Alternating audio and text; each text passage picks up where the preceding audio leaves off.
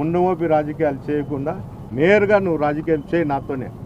నువ్వు ప్రతిసారి చెప్తాండవు ఈ మధ్యకాలంలో నాకు ఆ కుటుంబానికి సరిపోదు, అందువల్ల ఆ కుటుంబం తప్ప ఎవరైనా రాజకీయాలు చేయని.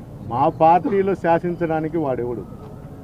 మా పార్టీలో మెంబరా, కార్యకర్త, లేకపోతే ఏదైనా పోస్ట్ ఉందా?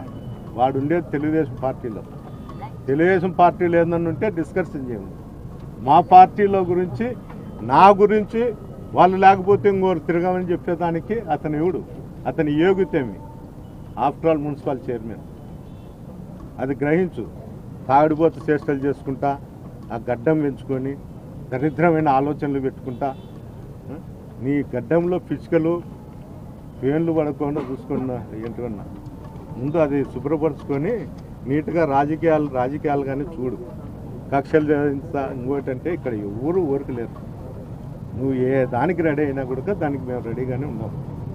ఒకరితో పోల్చుకోవద్దు. నువ్వు నా మీదనే పోల్చుకుంటా అన్నా కదా, రైట్. పక్కన వాళ్ళు ఏంటికి ఇబ్బంది పెడతావు? రా, నువ్వు ఏటకి చెప్తావు చెప్పు, నేను వస్తాను. లేకపోతే నువ్వే నిర్ణయించు. అంతే తప్ప ఈ ముండమోపి రాజకీయాలు చేస్తూ నన్ను కాన్స్టిట్యూన్సీలో రానికోకపోయినంత మాత్రం వైఎస్ఆర్ పార్టీ ఎప్పటికీ చాలు.